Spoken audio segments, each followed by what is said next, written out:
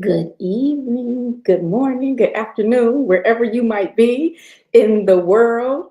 We've got folks from everywhere from the US to Canada to Jamaica to where else? We are going to be in Central and South Africa. So, wherever you might be, greetings, and I'm glad that you are here. So, um, we've got a lot of information to cover in just 1 hour. So, I promise you, we will not go over. And I'm going to try to talk as quickly as I can in order to move us through this content and be able to hopefully answer a few questions at the end. So, this is an active, engaging opportunity for all of us. We are on YouTube right now. There's some of us who may not have the technology to be on Restream. Some of you have been able to wonderfully navigate the Restream option. But so we are everywhere right now. We are all parts of the world. Super excited about that. And we're going to be talking about women's ministry. So if you did choose the Restream option and you want to share your beautiful face, you can turn your camera on if you want, and I will not be offended at all if you want to engage. I see some waving. Hey, Dr. Pointer, it's morning for you. Um, let's see who else is here. Uh, let me see who else was waving. I saw some waving going on. So wonderful. I'm grateful that everybody is here. Hey there, Debbie. Hey there, Cynthia. Hey there, Monica. Hey there, Carolyn. Hey, Jerisha. Hello, Mama Pat. There's Victoria Davis. Hey, Christina. So welcome everybody to this space. Let's see here. So again, we're going to be talking about women's ministry and a whole lot of how to and what do we do. And for those of you who may know me, some of this information may be a little redundant, but if you don't know me, I wanted to give you just a little bit of information as to who I am. Hey, Shelly Shockley. I don't see your face, but good morning. um, um, who I am and how I got here. So the longest story in the shortest amount of time is I was called to ministry at 19 years old. So I was a sophomore in college, and that news devastated my whole world because church was good and great and all, but that is not what I wanted to do with my life. And so when I happened to be home one weekend from college, and I was at church as normal, sitting in the back, and I heard the Lord say, "Hey, you, come on over here. I'm gonna use you." And I was like, "Oh, you got to be kidding me. You have got to be kidding me." And it was altar call time. So I went to the altar. I'm like, "Did I just hear you right?" And there was a very deep confirmation in my spirit. Yes, you heard me right. Yes, you heard me right. And I was like, you gotta be playing. And you would have thought I was at somebody's funeral. The way I hollered and boo-hooed and fell on that altar, it was devastating news to me because that's not what I wanted to do with my life at all. And so much so that one of the stewardesses had to come get me off the altar and sit me down on the front pew because I was just devastated. And I did not want that for my life. I wanted to be an art teacher, and that's all I wanted to do. Um, and so I was held hostage at 19 years old. So that was 1995, right? And in 2005, my father invited me into ministry to serve as his executive pastor. And by that time, I had a good rhythm. And I was teaching and preaching quite a bit. I was okay and at peace with my personal ministry. And I really loved um, sharing the gospel. I was very immature, and I knew I had a gift of gab, but I was not disciplined. And so when when you hear that space about God will make room for you and he will use your gift will make room. My gift was making room, and I was very, very busy, and I was in the airport a lot. And I was pretty much doing Women's Day and special women's events Mother's Day, or young adult events where there was worship services and conferences and things of that nature. So I was teaching a lot. I was preaching a lot. I was very afraid of Bible study at that time in my life, and I dreaded the thought of leading a Bible study because I knew I was not mature enough to be accountable for what I was teaching. I could teach it, but it wasn't in here yet. And so that was 2005. I was an executive pastor and I was pretty busy. But then something happened where, and I'm sure many of you will be able to understand, I aligned myself with ministry. I knew this was going to be my life. So I stopped fighting it and I aligned myself with it. Still wasn't disciplined, but I was willing to submit a little bit to it. And it was then in 2005, I heard God say, I am going to put you in a space where you will minister to women. Um, and when I heard that clear message, I fought that because I was like, I'm a pastor to everybody, not just women. So you see, I am that rogue, defiant child that God is always having a real back. And I'm calling you, ma'am. You are not telling me what to do with you. I'm telling you what to do with you. And so I fought that. I didn't want to do just women's ministry. I didn't really want to be put in a box. I wanted to be able to be broad and enjoy and reach out and stretch out. And so, God and I have always fought. So if you ever thought that I'm this obedient, wonderful servant of the Lord, hard-headed, hard-headed, hard-headed. I'm now at 47, I'm no longer hard-headed. And when I say to you where he leads me, I will go. I really, really mean that. But it's taken me 47 years to get here, right? And so then um, he took me from the women's ministry executive pastor space into pastoral ministry in 2009. And I loved it. I loved it, loved it, loved it. Um, and then I was able to not only lead my women, but to lead the church. And it was a really beautiful balance for me. And I loved that. I loved bringing in women who could serve as women's leaders. I loved pastoring that broad sense of pastoral ministry. And fast forward, I'm here now, executive pastor again. So we have to be willing to go where God leads us. And he's given me this beautiful ministry. And now I don't have a problem honing in on who he's called me to, really honing in on the women that he's called me to, and sharing what I know so that your women's ministries can be just as effective. And a little while ago, I found a beautiful doctoral program. And that program is based out of New Orleans Baptist Theological Seminary. So now that I found my thing, I'm going to press gas. And my ultimate goal, and again, we have to be willing to be fluid with God, is to teach in the collegiate setting. So, I'll be a doctor in a little while. We're working on that. So y'all pray for me. Okay. But so he will put you where he needs you to be in order for you to do what he's called you to do, right? You want to know more about that? We can talk about that later. But that's pretty much how I got here. And I'm always moving with God. So when he says move, do, we're going to move and we're going to do. So let's talk about, enough about me. Let's talk about women's ministry. And if you have something to write with, please write. Please write. Please take notes. This session is being recorded, and so if you miss something, it's quite all right. We'll be able to. You'll be able to revisit this information. Okay, so women's ministry is mandated. It is mandated. In Titus 2. And some of us are probably familiar with that scripture. And I'm going to read it to you. And so don't be alarmed. There are words in there like submission.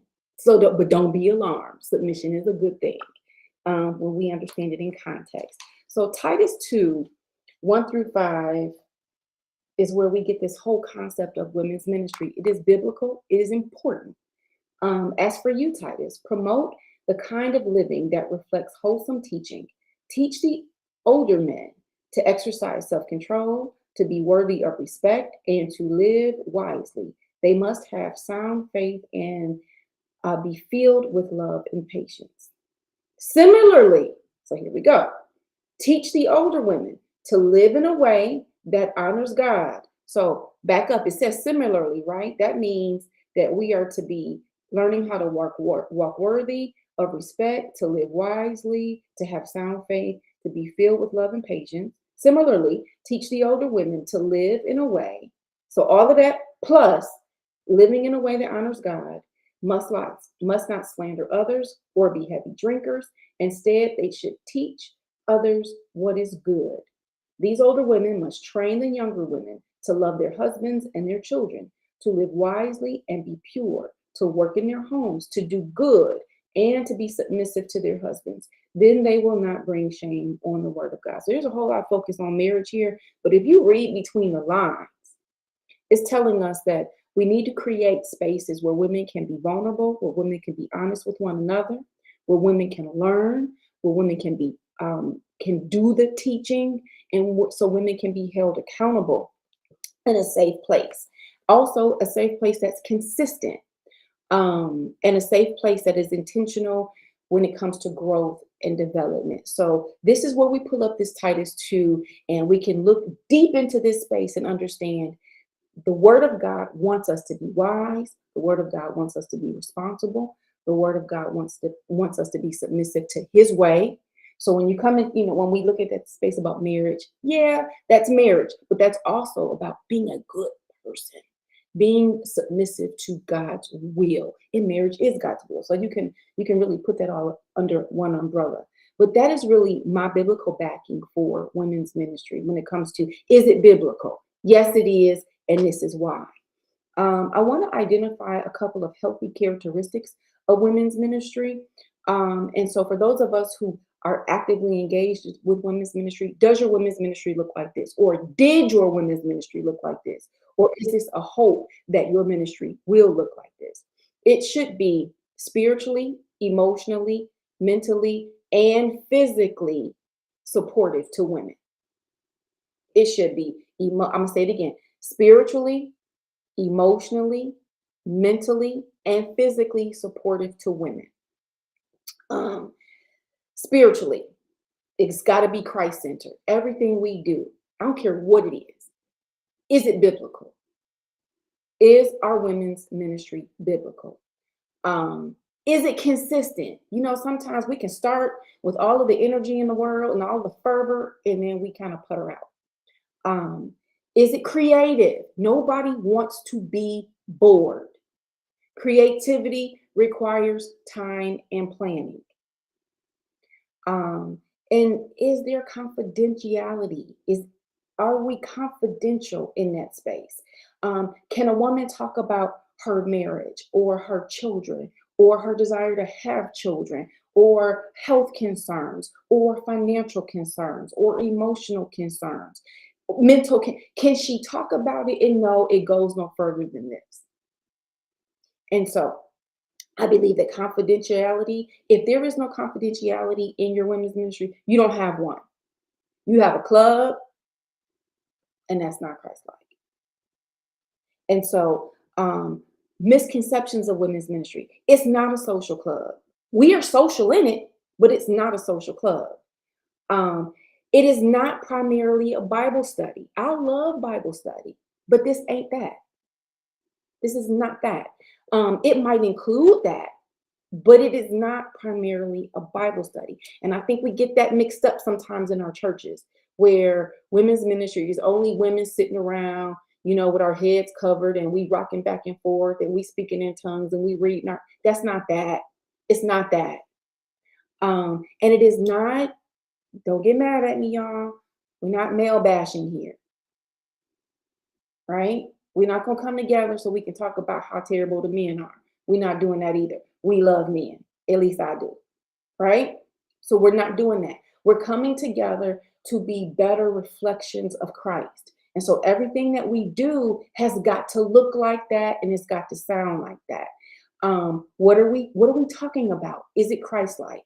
What are we focusing on? Is it Christ-like? And then I want to bring us back to these pillars, these 4 pillars. Christ-like or Christ-centered, consistent, creative, and confidentiality. Our women's ministries need to look like that. They need to be Christ-centered, consistent, creative, and confidential. Um, all right, so I really wanted to talk a little bit about what it should be, what it should look like, and then what it's not without going too deep because our primary focus today is really about practical application. I want everybody to be able to log off of here feeling like, oh, I can do this. I've been given enough tools, enough encouragement that I can do this now. And again, this is being recorded. It'll be available on my YouTube platform. And so when you hang up from here, if you need to come back and revisit it, that's where you can go. Just look me up on YouTube and you'll find it, the Women's Ministry Development Session. So when it comes to new ministries, this tactic works for existing ministry as well. So if you do have an existing women's ministry, and I know my focus is church women's ministry, but if you lead an organization that is a Christian women's organization, a lot of this material is applicable for you as well. But my focus really is church, local church women's ministry. But again, you can eat the meat and you can throw the bones away. If it works for you, take it and use it and run with it. If it doesn't work, if it's not applicable, it's okay. Pass the information along to somebody that it may be helpful for. So when you're talking about new ministries and existing ministries, and you want to get a little more out of your ministry, you want it to excel, you want it to be a little more productive, a little more effective. These are some things you can do. Number one, exercise patience and more patience. And when you exercise that patience and the more patience, exercise some more. Patience, patience, patience. Sometimes we have these lofty ideas of what the women's ministry should look like in our churches. And I believe if we have imagined it, it is of God. You know, I think if we have this creative excitement about what should be, I believe you got that from God. But you might not get it today. It may take a minute before you actually walk into everything that you've envisioned. So new ministry and existing ministry needs an abundance of patience because you're not just dealing with you. You got to get everybody on board and you got to get everybody excited and you have to get everybody locked in. And it may take them a minute to catch on to your excitement, but it's okay. It's possible. And so the first thing in any ministry, gotta be patient. Number two, planning with an understanding that all plans are subject to change. You got to plan. So it's being patient, it's planning, but it's planning, understanding that all plans are subject to change. If you want to get your feelings hurt in women's ministry, lock in. Lock in to one idea that this is the only way it can be. And you will be there by yourself. You have to be willing to change your plans. And I've been dealing with women's ministry for now over 20 years. And the one thing that I have fought, but I have given into it now, is no extensive forecasting. You know how you can sit down with your planning committee? So in 3 years, or then 1 year, we're going to be here. In 2 years, we're going to be here. Throw it out the window. Plan for today. Plan for today. Plan for this month. And maybe even 3 months ahead of time. Any longer than that, good luck. People's schedules change. People's health might change. People's interests change. And so no extensive forecasting. And if you have to put and I understand we have to put some things on the calendar. 3 months, no more than 1 year. Planning too far ahead makes you feel like you failed. So you can put some plans in place, put that stuff in pencil. That heavy, extensive forecasting, because it's not a business. It's a ministry, and our needs change and our focus changes. And we want to move with God and not be so beholding to our plans that we miss God. You know, when Israel was taken through the wilderness, they followed the cloud. They went where the cloud goes. And we want to go with our women's ministry wherever the cloud of glory is. I don't want to be stuck over here because I plan to be over here. I want to go with God. And so if God is moving our heart to go in a different direction, scrap the plans and let the ladies know this is God's ministry. We're just privileged to operate in it. We want to go where God is, right? And so we're going to be patient, but we're going to plan with an understanding that all plans are subject to change. And that's a good thing. That's a very good thing. Um, Number three, be willing to start over as many times as is necessary to find your identity. Every women's ministry will have its own identity. It will have its own personality. It will have its own flavor. And so you want to keep reworking and reworking what you're doing until you find your groove, right? Until you find this is our ministry and this is a good representation of the women in this particular church or the women associated with this particular organization. This ministry looks like us and feels like us. And the only way we can do that is if we keep tweaking it. You know, we prune away here. We tried this, that didn't work. That doesn't feel comfortable. That's not us. We're not doing that again. So you have to be willing to start over and rework it and tweak it as long as it takes in order for you to have something that the women feel is a beautiful representation of themselves and most definitely a representation of Christ. So if you have this wonderful ministry, but Christ isn't in it, is it so wonderful? You know, or it looks so good on paper, but nobody connects with it. It doesn't resonate. So you want to make sure that the product that the women are offering um, in in this space of women's ministry is a beautiful representation of everyone involved, right? Um, so the next thing when you're beginning to develop a new ministry or you're trying to research your existing ministry, call the women together and assess the following things. Availability. When are we available to come together? So we don't want to make a declaration. Women's ministry is the first Monday of every month and nobody can come. So we have to assess when are we available. Now, mind you, there's some women who may not ever be able to make it because they will always have a scheduling conflict. But for the greater good, when are we available? And then you have to determine the frequency. How often do you want to meet? You know, and that's based upon what your need is. There may be some women who are in a very interesting season, and maybe we need to get together twice a month because we just need that kind of support or we need that type of outlet. There's a lot of pressure taking place, especially, and I've noticed it when you have women's ministries that really cater to younger women. Younger women need more time together. They need to breathe. They need creative ideas that they can exchange. They need life hacks. Everybody knows what a life hack is. Something that can help me do this easier. And so, younger women, a life hack is like a casserole. What's in your refrigerator, honey? Put all that together. Throw some rice up under it. Put some cream of chicken soup on it. Y'all can eat for 2 days.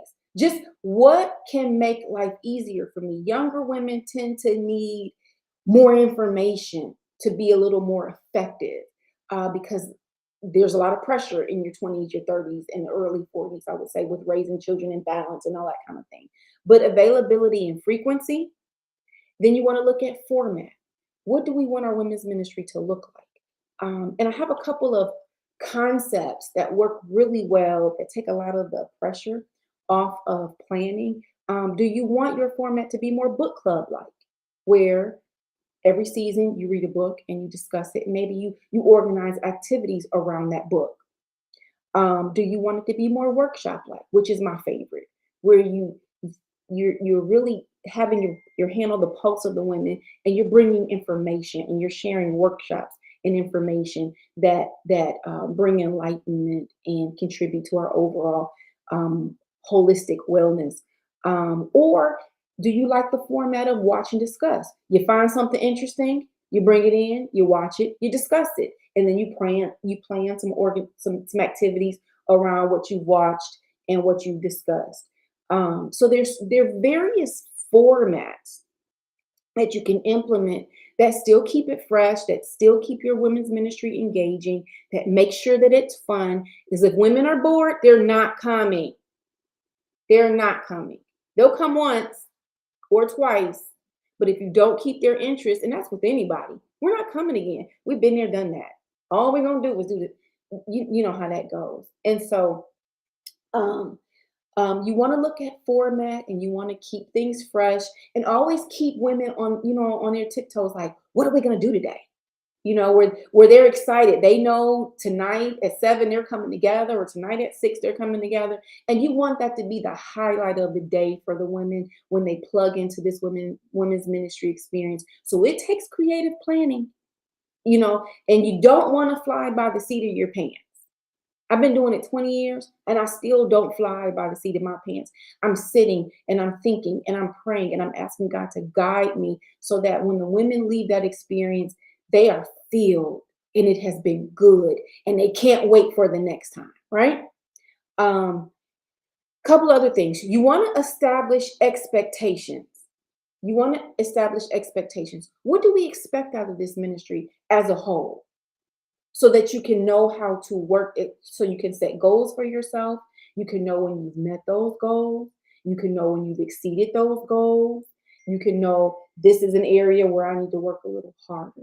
So establish some expectations or goals for your women's ministry. And again, we're talking about new ministries and existing ministries. And then you also want to delegate early.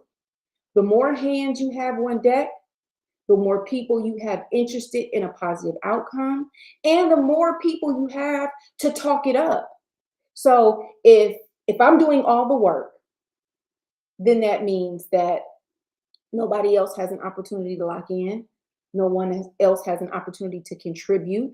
No one else has an opportunity to discuss, in their intimate circles. Girl, I'm going to women's ministry tonight because I got to help put, I got to plug up the Keurigs and get everything ready. And they're like, oh, can I come? So the more people who are engaged and participating, you have more people talking about what you're engaged in participating with.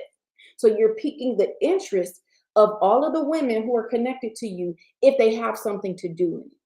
And then it's not just, Pastor Tamika's women's ministry. It's my women's ministry. Come to women's ministry with me because I have an active role. I have an active responsibility in this ministry.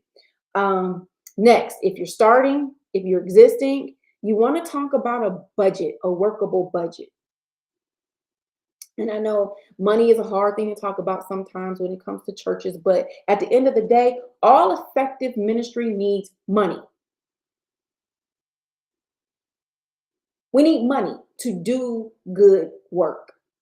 We can wish and hope and pray all day long, but we also need money to go buy the Keurig stuff. Can y'all tell I'm a Keurig coffee fan? We need money for creative engagement. We need money for door prizes. We need money. So how are we going to get that? Are the women going to contribute? Every time we come, everybody throw $3 or $4 in the pot. Put a quarter in if that's what you have it. Or are we asking women to, as they give on Sundays, how we do the offering envelopes, put a couple extra dollars aside for women's ministry. So when you're tithing and you're giving your offering, you can allocate resources that go to the ministry that is important to you so that we have money to do the things that we would like to do. And it doesn't have to be a lot. It can be a lot. We're never going to shun bounty. But if every woman would make some type of contribution, you have a little something to pull from to keep the ministry refreshed and supplied. So you got to talk about that. New ministry, existing ministry, got to talk about that. And then lastly, when it comes to new ministry, just start. Just start. Put a date on the calendar and do it. Start. And The blessing is you can now go back and you can assess, look at what we've done because we just stepped out on faith and offered something to the women in our community, in our church. We've offered them something above and beyond the Sunday morning worship experience. So now I want to focus on our inactive ministries, and everything I'm sharing. Existing ministries can also apply. So I want to focus on the inactive ministry. So maybe you know, the enthusiasm has waned, or like many churches now, COVID has come in and wiped so many things that we have been accustomed to right on off the map. So once upon a time, we had a thriving women's ministry, but we don't have that anymore. So I want to address, how do we get our inactive or our existing ministry that's just kind of puttering along? How do we infuse some life into that space? The first thing you're going to have to do is identify new leadership. And this is not a hit against the existing leadership, but somebody let it die, right? The existing ministry let it die. COVID is not an excuse for your ministry dying. So the leadership from once upon a time stopped investing. They stopped caring. And that's how it died. So for our pastors who are getting this information, who are listening to me, identify some new leadership. Now, does that mean that if you served once upon a time in women's ministry, you can no longer serve? No, it just means you don't need to be in charge. And we have to be honest in our churches about what does not work. And just because you've held that position for 30 years, you let it die. And we have to hold you accountable for that. So let some new leadership come in and pick up where you left off. And if I'm talking to you and it's kind of hitting the nerve, it's okay. Pour your wisdom, what used to work, into that new leader.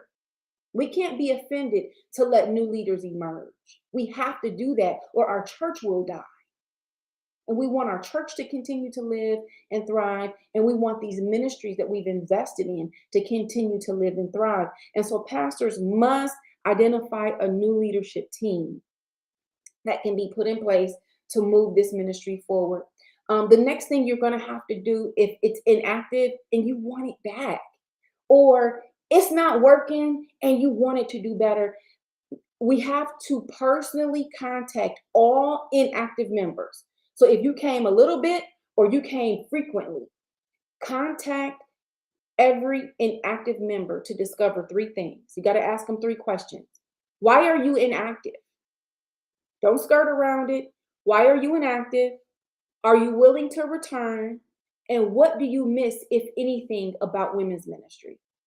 Like, we have to have these talks, and we can't be concerned about feelings. Feelings don't govern. Y'all know that's my tagline. Feelings do not govern. So we can't dance around our feelings. We want this ministry back, because strong women's ministries equal a strong church. You mess around and find a happy woman, and you cannot be her giving. A happy woman is going to give her time. A happy woman is going to give of her abundance and her resource, and a happy woman is going to give her energy. So you got enough happy women running around your church will become healthy. Get us right, and the church will get right. You mistreat us, good luck on your church. And you don't want the women to shut down on you. We are 80% of the church. So we need to have ministry that really focuses on our health and wellness. And this is no shun against our brothers. They need it too, because that's how Titus 2 opened up. Brothers, get yourself together, and sisters, y'all too. Right? That's paraphrase.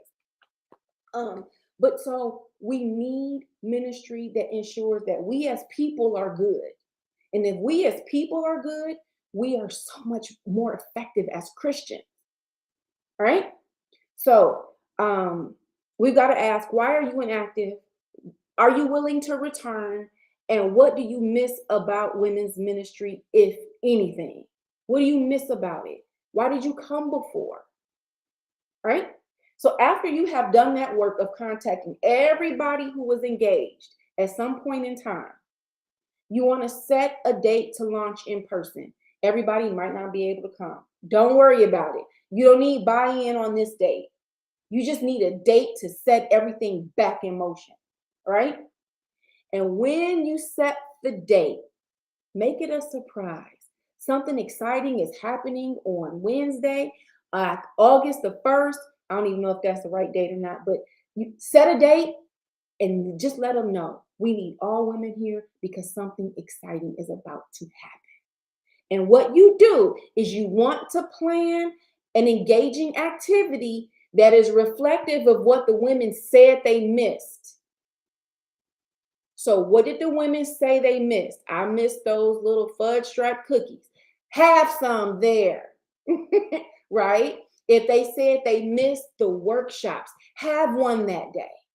If they said they missed, I don't know, Sister Carolyn had a wonderful playlist. Make sure the playlist is there. As many things as you can have in place that the women said they missed.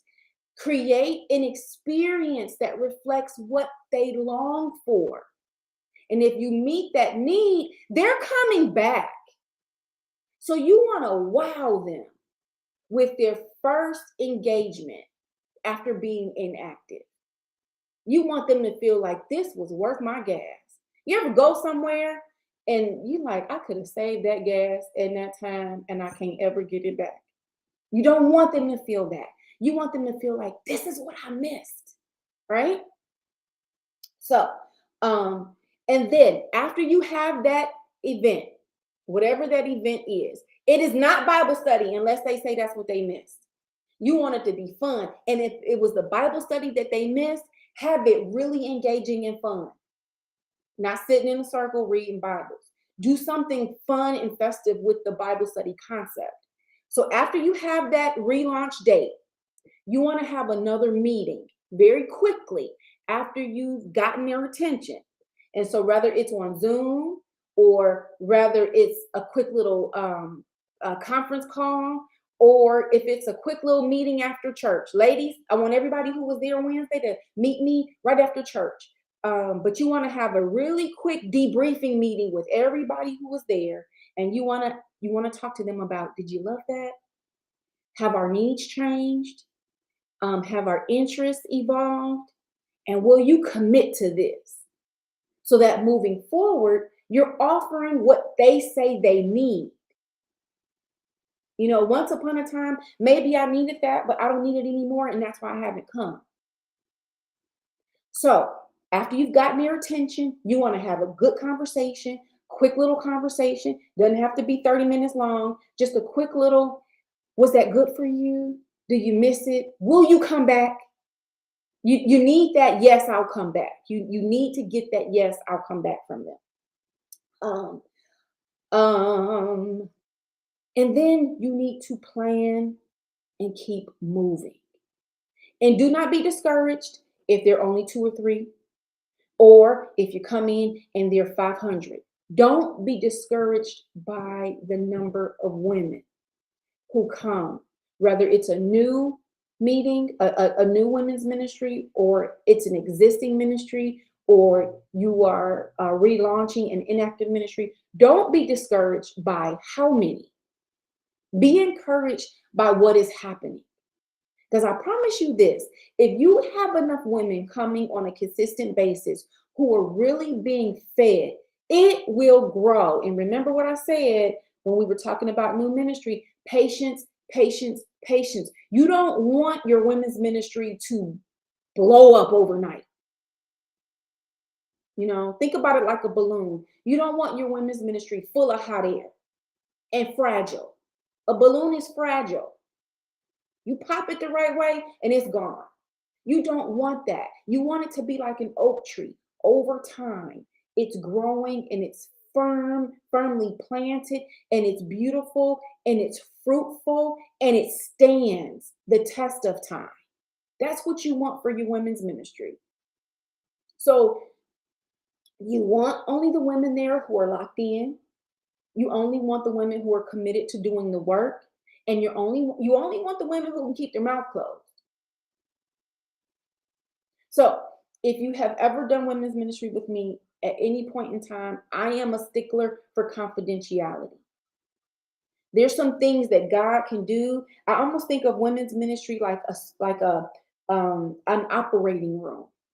You know, it's got to be a sterile environment. It's got to be a clean, safe environment, because once we get comfortable with each other, we start talking and we start unloading our heart and we start unloading those cares and the concerns that we have.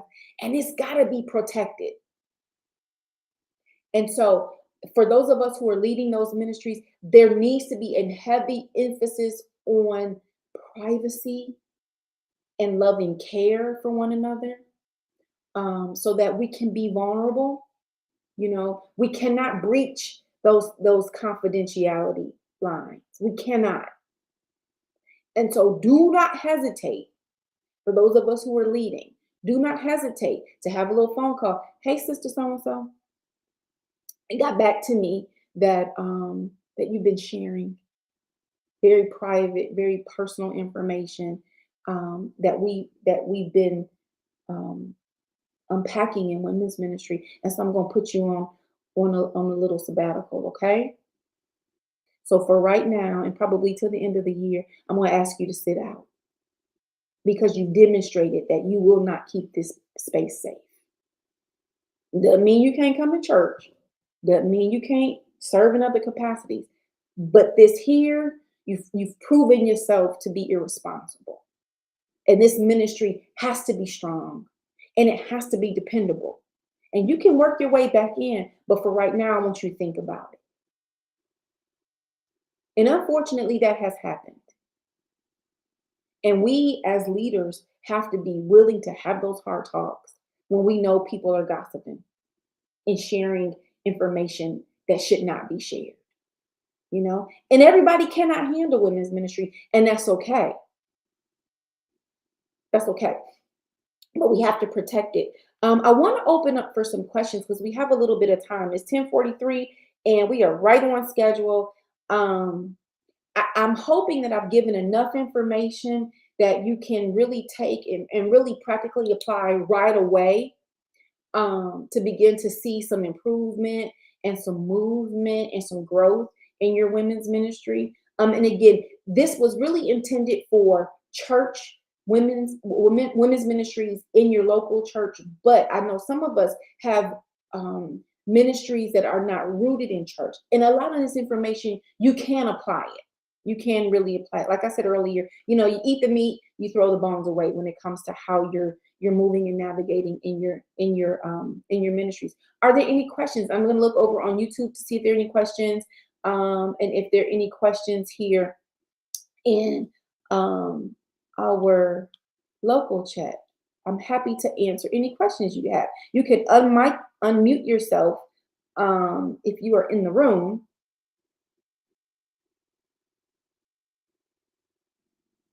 Or you can type your questions and I will answer them. And I want to be able to answer as many questions as we can get through before 11 o'clock.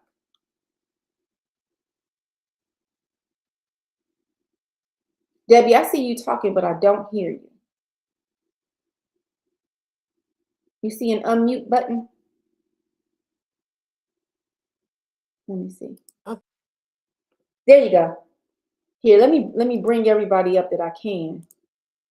And then maybe that way, Debbie, I should be able to hear you now.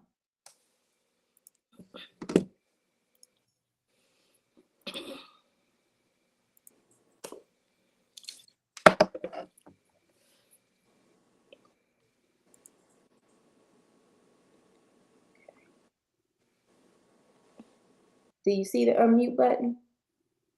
Okay. Yep, I hear you. Okay. Good morning, my sisters. Good morning, Pastor. Good I morning. am enjoying the lesson, the information on today. I really don't have a question except for you talked about presenting the women like after church for a quick moment. So it came to me as if it's like a review Hmm. or a what the word that is a Just to recap. evaluation. Yeah. Yeah, and so I thought that was really good because I've been in ministries where they did that, but I didn't know why they did that. But now I have some understanding for that.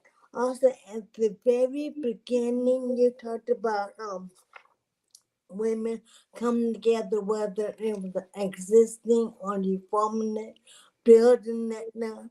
And so, what came to me as a question: can you do that?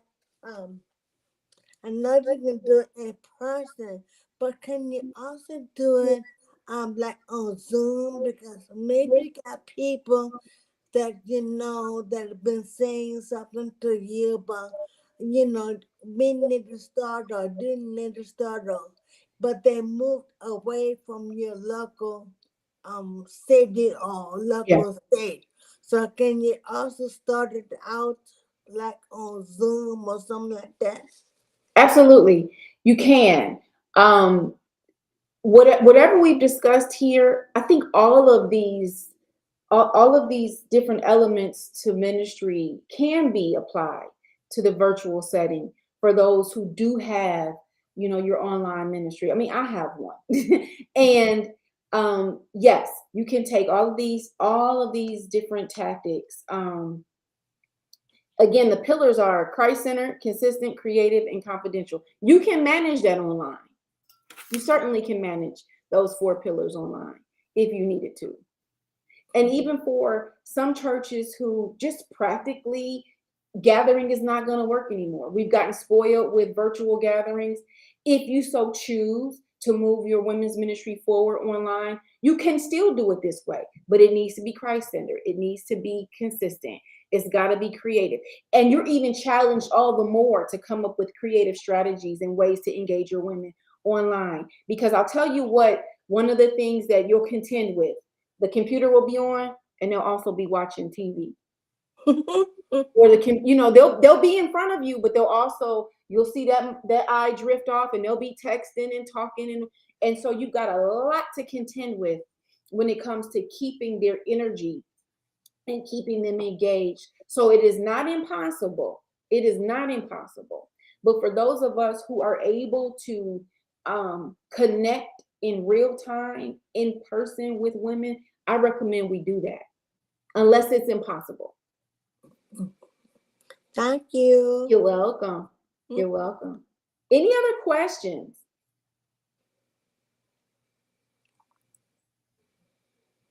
That I might be able to help you with if you have any problems or you kind of hitting against the wall with your current women's ministry and you need some insight or maybe even just a quick little a pointer or two. I'm willing to help. I have a question, Pastor Reed, and Hello, thank you. Mary. I was having some trouble getting on. I'm glad I tried one more time and I got in. Yeah. The question I have is, how do you address an issue if there is some pushback with starting women's ministries or starting a project because the church's budget is limited? What's a good approach to um, that you can present to the pastor or to the women, Mhm. for launching, a women's project or a women's ministry? So that's a really good question. Coming together is free Mhm. initially. Initially. And what I found is when the women who are gathered together are enjoying what they're doing, you talk to them and you really prick their hearts about making the investment. I think going to the pastor is the last, it is really, it is not my first line of defense, and I'm married to the pastor, right? So are you. So, there are moments when we realize we understand what's on the plate. when we understand their concerns and what they're thinking about, and they have a broader concern, while women's ministry may be our passion. So we don't want to add to their concern. Mhm. Um, and so my recommendation would be talk to the women. Talk if this is important to you, make the investment and really charge the women who are engaged. How can we come up with some creative ways to raise the resources that we need? And you really want to think out of the box. There are so many Christian based organizations who would not mind sponsoring some of the things that we're doing. They haven't been asked. Tap into some of those community agencies and community businesses who might be willing to sponsor some of the things that you're hoping to do, whether it's through in-kind donations or grant funds. um, Ask the community for the help. Banks have tons of reinvestment, and they want our business because women spend money. Mhm. Women spend money. And so, your local branch, one of the branches closest to the church, go in, meet the manager, tell them what you're trying to do. And in exchange for our attention, we need you to offset a couple projects. And then maybe one of your meetings is about whatever they want to, pitch a product that they might have. We'll give you a few minutes and it's an exchange. But I would task the women before going to the pastor for an additional line item. Task them, what can we do? What kind of ways can we come up? What kind of things can we do to create some resources? And fun things create resources. So don't be afraid to say, ladies, we're going to do this, and it's going to cost this, and price it in such a way that we pay our bill, but there's going to be a little bit left over that can go back into our budget. You know, be creative. What do we want to do? Even if it's going to the movie. All right, we're gonna internalize our tickets. So if the movies are expensive now, $15 to go to a movie. So ladies, we're gonna go to the movies, but we're gonna charge $20 so that some of that money comes back to us, Mhm. and we have a little seed money to do some other things with. So yeah, it's a little extra, but it's for us. And don't be afraid to just have um, a container available at your gatherings. You know how you go to Starbucks and they had a little thing for tips? Mhm. Collect a little bit of change every time you gather. That money accrues. It collect, it adds up, Mhm. and people still carry cash, believe it or not. And so there's $3 or $4 a lady might have floating in her purse. Throw it in there. It'll add up. Amen. I Thank don't like you. assessing dues. I think that's a little dated. And if you assessed everybody, you know, $20 a year, they would give more than that if you asked. Ladies, this is what we need, and this is what it's gonna cost. And if we want to do it, my husband is kissing me through the window. I love you too. If this is what we want to do, ladies, we pay for what we want.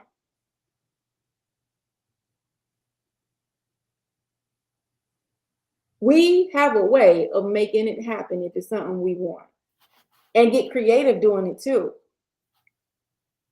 So um, don't be afraid to discuss what things cost. Ladies, I would love to do this for us, and this is what it's going to cost. How can we offset this expense? And let that burden be carried by everybody. Somebody's got a creative idea. And we got to think of it this way: it's just money, and God knows we need it. And so if it's his will, it's his bill. Does that help? Mm-hmm. Yes, ma'am. That was very helpful. Good. I have a women's ministry outside of my church that is very successful, but with us being, appointed over this church, um, that it's a different, it's altogether different because the Yeah. women in my other ministry, they all contribute, have done for years, but I just want to initiate some women's ministry in our church that can expand to the community. But, I just kind of wanted to know how to approach that where it is not a financial burden to the pastor. So I appreciate you pointing out that we don't want to add to the burden, and he really should be the last line of defense. Because I live with the pastor too. So I understand, I'm constantly hearing we don't have the money for this, or we don't have the money for that. But I'm a firm believer that if we take care of the Lord's business, He will provide. Absolutely. Absolutely.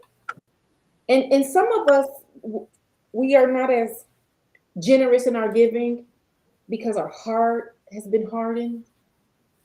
And, we're just in a space where we're not happy, we're not well. And if the women aren't happy and the women aren't well, it reflects in our church. But if you get us right, we'll take care of that church with joy in our spirits. We will take care of that church. So it's certainly worth having. Women's ministry is worth having. It's worth working for. And like I pointed out earlier, we've got to be willing to, plan with an understanding that all plans are subject to change. And your initial heart toward the ministry may have to change because those needs aren't necessarily there. So tap into what the need is. And if you tap into my need, I will feed that need. I will certainly feed that need if you tap into it. If it's good for me, I'm investing in it. Because I want to see it thrive, because I need it. But if it's not meeting my need, I'm not giving anything to it. And that's kind of how we think in the pew. But feed my heart, help me with my circumstances. I'm investing. You got me. And I'm going to find other people to invest too. Because all of us have friends who are unchurched. And I will tap into that in a heartbeat. Girl, you ain't tithing nowhere else. Give to this. And they will. Because they know. You're not giving. You're not tithing. When you have a relationship with folk, you know what boundary to push. And for my friends who I know aren't church going or are not engaged in any real Christian community, go ahead and give over here because you got it and you need to. And you feel better about it. And it might convict you to go to church somewhere. So, we got to push the envelope sometimes. And I mean, that's Bible. The violent take by force. We need this to happen. Come on over here and help. And they will. They will. Any other questions? But that budget question, I get it. It's tender, but we can't be afraid to ask for what we need. Reverend Tamika, this is Carolyn Thomas. Hello, everybody. I don't have a question as much as I have a comment. The biggest thing for me that you said today was don't be discouraged by the numbers. Sometimes we use numbers as a measuring stick of how well we're doing. Yeah. Everything happens in God's time. And God will send the people. But just be consistent, as Reverend Tamika said, and be diligent and watch God move. Absolutely. And give yourself grace because it does take time. It does. It does. Nothing happens overnight. Nothing happens overnight. But if we are consistent and if we are following God, really opening up this opportunity to partner with God to do something beautiful for Him, He will breathe on it. He will also tell you if it's not the season for it. Sometimes we're forcing a thing and it's just not the season. But if you believe in your heart that God is asking you to do this thing in this season of your life, God's grace will partner with you. And you will look back and say, wow, look at what we have done with God. And that is really what I want all of us to experience. Look at what we've done with God. Look at how we're blessing the lives of women as we partner with Him. And then make it personal. we need it. You know, not only are we being used to help other women, but we need that space just as much. You know, I'm equally as blessed whenever I have an opportunity to engage with women. Women pour into me just as much as I'm pouring, you know, and we're all just kind of moving through this space together. So I hope that this was very helpful. It has been recorded. So you'll be able to go back if there's anything that was noteworthy. You'll be able to go back and listen to it. And please do not hesitate to share this recording with anyone who just might need some help moving things along when it comes to establishing or reestablishing or re-engaging our women's ministries. Thank you for your time. I'm glad to see everybody here today. It looks like we were having some technical difficulty, but I could not stop. So amen for a recording. Amen for a recording. Yeah. I'm like, Lord, I don't know why ladies couldn't get in, but it's recorded. They'll be able to listen at their convenience. But thank you again. Does anyone have any closing questions before? I really want to be mindful of our time. It is 11 o'clock. How can we get the recording? Yes, it is there. It's on YouTube right now. Oh, okay. Okay. Yep. Sharon, did you have trouble getting in? Sharon said she had trouble. I know Brenda said she had trouble, and I've got like.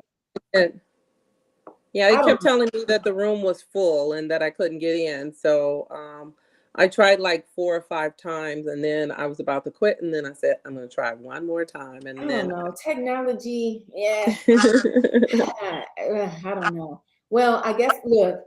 Thank God that it was recorded. I do see that. Yes. So, but again, thank you, ladies, for your time and for your energy. And I pray God's richest blessings upon you and all of your ministries and the work that God is using you to do to be effective in the lives of his daughters.